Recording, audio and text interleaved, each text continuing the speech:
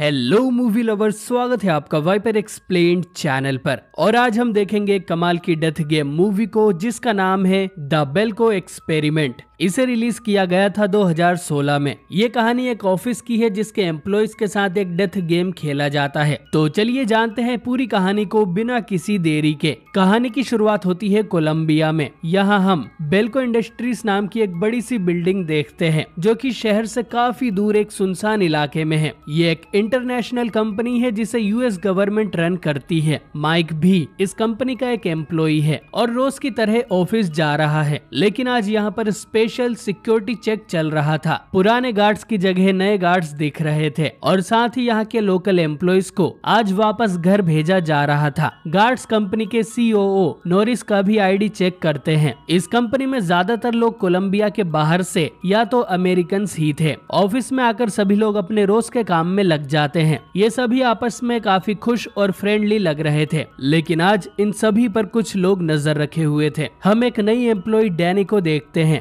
जिसका जॉब पर पहला दिन था। उसे कंपनी की तरफ से कार, क्रेडिट कार्ड और घर भी मिला है। लेकिन हमें ये भी पता चलता है कि बेल्को के सभी एम्प्लॉइज के सर के अंदर एक ट्रैकर फिट किया जाता है जिसका रीजन कोलंबिया में होने वाली किडनैपिंग्स और एम्प्लॉइज की सुरक्षा को बताया जाता है ताकि इन्हें कहीं भी ट्रेस किया जा सके। यहाँ पर हम वेंडल नाम के एक हरामी को भी देखते हैं जो कि लियांड्रा नाम की लड़की को ताड़ रहा था। लेकिन लियांड्रा असल में माइक की गर्लफ्रेंड है। माइक भी आज नोटिस करता है कि ऑफिस में कोई भी लोकल एम्प्लॉइज नहीं है और वो नए गार्ड्स को पास ही के एक पुराने हैंगर में भी जाते देखता है। वो इन सब के बारे में ऑफिस के सिक्योरिटी गार्ड से पूछता है जिसका नाम इवान है। लेकिन उसे भी नए गार्ड्स के बारे में कुछ नहीं पता था। तभी अचानक इन सभी को एक अनजान आवाज सुनाई देती है जिसे मैं बिग बॉस बुलाऊंगा और इन्हें बताया जाता है कि अभी इस बिल्डिंग में पूरे 80 लोग हैं और कुछ समय बाद ये सभी मारे जाएंगे। अगर इन्हें जिंदा रहना है तो बिग बॉस के दिए सभी टास्क कंप्लीट करने होंगे। इनका पहला टास्क था कि इन्हें अगले आधे घंटे के अंदर किन्हीं भी 2 एम्प्लॉइज का मर्डर करना है और अगर ये टास्क पूरा नहीं हुआ तो इन सभी के साथ कुछ बहुत बुरा होगा। और इसी के साथ ये डेथ गेम शुरू हो जाता है। अब किसी को समझ नहीं आता कि आखिर ये अनाउंसमेंट कहां से हुई है या किसने की है। शुरू में सभी लोग इसे एक मजाक समझते हैं लेकिन फिर ये देखते हैं कि इनके टेलीफोन और मोबाइल नेटवर्क जाम हो गए थे। एक लेडी जो अभी इस बिल्डिंग में आई थी वो तुरंत ही बाहर भागने की कोशिश करती है। लेकिन तभी इस बिल्डिंग के सारे डोर्स और विंडोज एक मेटल की शीट से कवर हो जाते हैं। देखते ही देखते ये पूरी बिल्डिंग सील हो गई थी। ना कोई अंदर आ सकता था और ना ही कोई बाहर जा सकता है। बड और लोन्जो जो कि यहाँ मेंटेनेंस का काम करते हैं वो ब्लो टॉर्च से उस मेटल की शीट को काटने की कोशिश करते हैं लेकिन वो शीट इससे गर्म तक नहीं होती। नॉरिस सभी को शांत करते हुए बोलता है कि जरूर उनके साथ कोई प्रैंक हो रहा है और क्योंकि ये लोग एक गवर्नमेंट बिल्डिंग में हैं तो वो लोग यहाँ बिल्कुल सेफ हैं।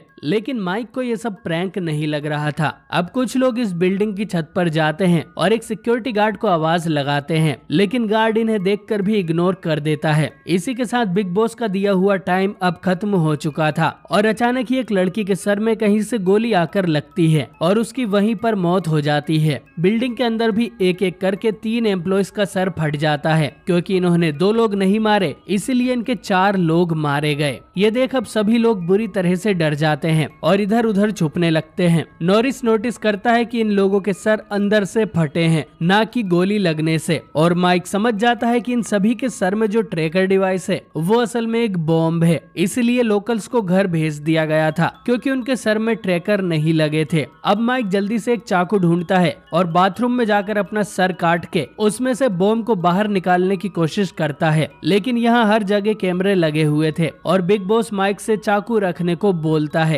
नहीं तो वो उसका सर ब्लास्ट कर देगा। और ये सुनकर माइक को चाकू रखना पड़ता है। टेरी नाम का आदमी बाथरूम सर्च करता है और बाथरूम से ही उसे 3 कैमरे मिल जाते हैं। इस बिल्डिंग के कोने कोने पर बिग बॉस की नजर थी। इधर नॉरिस इवान से आर्मरी की चाबी मांगता है जहाँ पर गार्ड्स की गन रखी जाती है लेकिन इवान ऐसी सिचुएशन में चाबी किसी को भी देने से मना कर देता है। इसके बाद फिर से बिग बॉस की आवाज आती है और वो सभी को बताता है कि अब अगर कोई भी कैमरा निकाला गया या किसी ने भी अपने सर में लगे डिवाइस को निकालने की कोशिश की तो उसे तभी मार दिया जाएगा। इसके बाद इन्हें इनका दूसरा टास्क बताया जाता है। अब यहाँ टोटल 76 लोग बचे थे तो अगले 2 घंटों में कोई भी 30 लोग मारे जाने चाहिए। अगर 30 लोग नहीं मरे तो टाइम खत्म होने के बाद बिग बॉस टोटल 60 लोगों को मार देगा। ये सुनकर सभी लोग पैनिक हो जाते हैं। वेंडल अपनी प्रोटेक्शन के लिए किचन से चाकू निकाल लेता है। कुछ लोग आपस में लड़ने लगते हैं और बाकी लोग बिल्डिंग में कहीं जाकर छुप जाते हैं।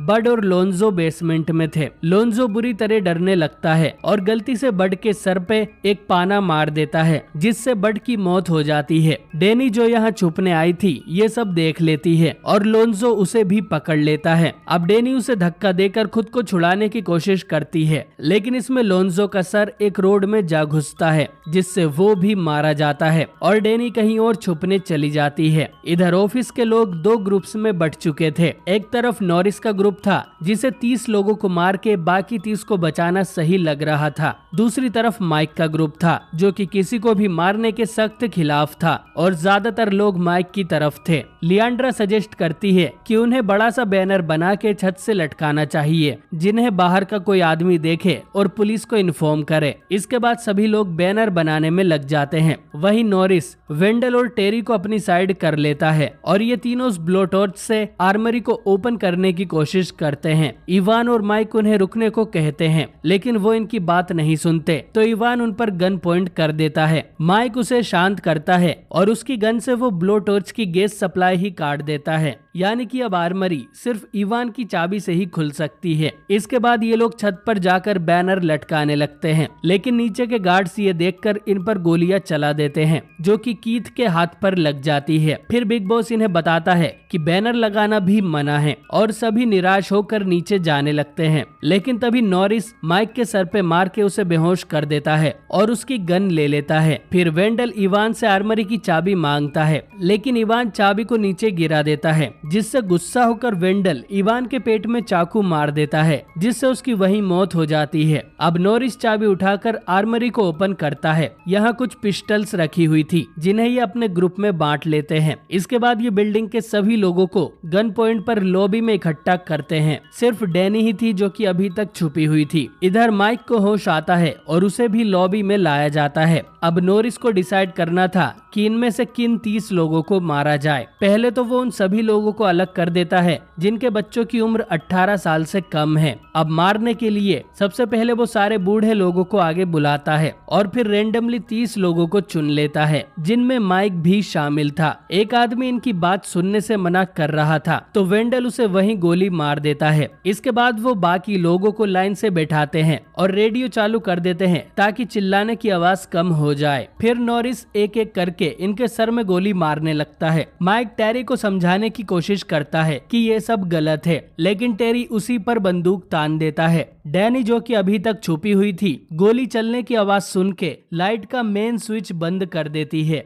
जिससे अंधेरा हो जाता है और सभी लोग इधर उधर भागने लगते हैं। नॉरिस और वेंडल अंधाधुन फायरिंग कर कुछ और लोगों को मार देते हैं। वहीं इधर डैनी को रॉबर्टो मिल जाता है और वो दोनों साथ में लिफ्ट के ऊपर चढ़कर वहीं छुप जाते हैं। इसके बाद नॉरिस का ग्रुप लोगों को ढूंढ ढूंढ कर मारना शुरू कर देता है, लेकिन एम्प्लॉयज के हाथों उसके ही 2 लोग मारे जाते हैं और अब सिर्फ नॉरिस, वेंडल और टेरी ही बचे थे। फिर बिग बॉस अनाउंस करते हैं कि अब तक सिर्फ 29 लोग ही मारे गए हैं और अगर 2 मिनट्स में एक और किल नहीं हुआ तो बिग बॉस उनमें से 31 और लोगों को मार देगा। टेरी को एक कमरे में लियांड्रा मिल जाती है, पर चालाकी करके लियांड्रा टेरी को ही मार गिराती है। लेकिन फिर टेरी बच्चों की तरह रोने लगता है, जो देखकर लियांड्रा उसे जान से नहीं मार पाती और इस तरह अगले 2 मिनट्स में एक भी किल नहीं होता। फिर बिग बॉस अनाउंस करता है कि टाइम खत्म हो चुका है और क्योंकि इन्होंने 30 किल करने का टास्क पूरा नहीं किया तो अब 31 और लोग मारे जाएंगे और सबसे पहले टेरी का ही सर ब्लास्ट होता है।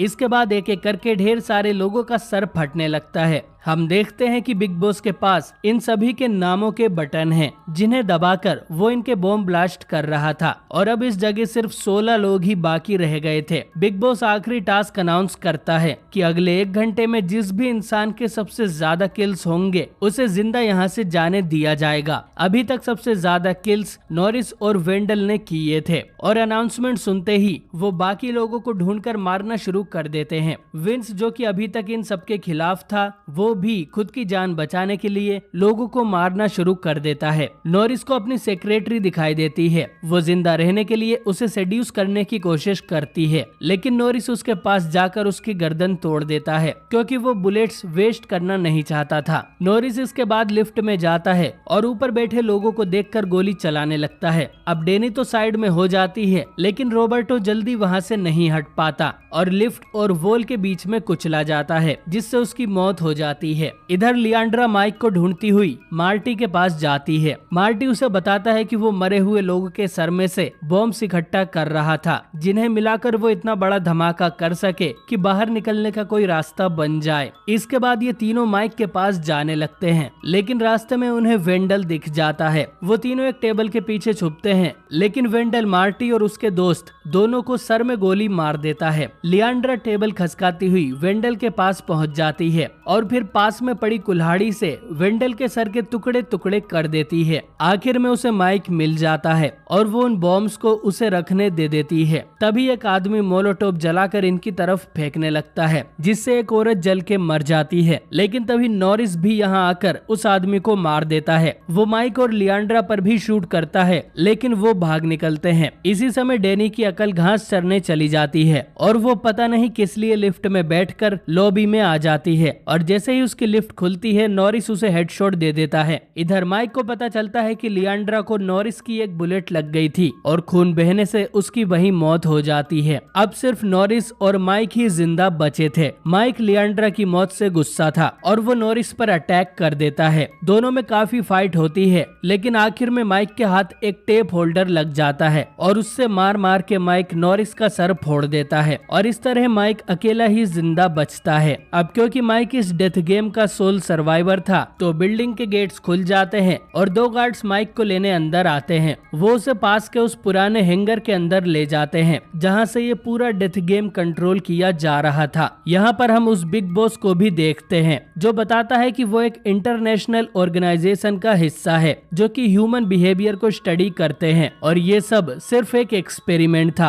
कि इंसानी दिमाग ऐसे सिचुएशन में किस तरह रिएक्ट करता है। और वो माइक से पूछता है कि अब उसे कैसा फील हो रहा है। माइक यहाँ लगे बॉम्ब वाले बटन्स को नोटिस करता है, जिस पर उन सभी 80 एम्प्लॉयज के नाम लिखे थे, और माइक रिवील करता है कि उसके पास जो बॉम्ब्स थे वो उसने चुपके से इन सभी गार्ड्स और बिग बॉस की जेब में भी डाल दिए थे। अब वो तुरंत ही भागकर बॉम्ब वाले सारे स्विच ऑन कर देता है, सिवाय अपने, जिससे वो बॉम्ब्स गार्ड्स और बिग बॉस की जेब में ही फट जाते हैं। और फिर गार्ड्स की गन उठाकर माइक बाकी बचे लोगों को भी मार देता है। इसके बाद माइक हैंगर से बाहर आ जाता है, पर हम देखते हैं कि माइक पर अब भी कोई नजर रखे हुए था। हम माइक जैसे कई सारे लोगों को देखते हैं जो कि माइक की तरह इस एक्सपेरिमेंट में आखिर तक बचे होंगे। यानी कि ये डेथ गेम सिर्फ कोलंबिया में ही नहीं, बल्कि बेल्को के दुनिया में जितने भी ऑफिस हैं उन सब में चल रहा था। हम एक फीमेल वॉइस भी सुनते हैं जो बताती है कि अब स्टेज 2 शुरू होगा, और ये फिल्म यहीं पर एंड हो जाती है। तो दोस्तों, मुझे तो ये फिल्म काफी अच्छी लगी थी, और एंडिंग में इसके दूसरे पार्ट को भी टीज किया गया था, जिसकी अभी तक कोई खबर नहीं है, क्योंकि इसके राइटर जेम्स गन डीसी का फैलाया रायता समेटने में लगे हुए हैं। वैसे जेम्स गन को इस फिल्म का आइडिया एक सपने में आया था। तो दोस्तों, आपको ये फिल्म कैसी लगी कमेंट करके जरूर बताएं, और ये भी कि अगर आपके ऑफिस में ये गेम शुरू हो जाए तो आप क्या करेंगे। बाकी वीडियो को लाइक और चैनल को सब्सक्राइब करना ना भूलें। मैं मिलता हूँ आपसे बहुत ही जल्द एक नई वीडियो के साथ।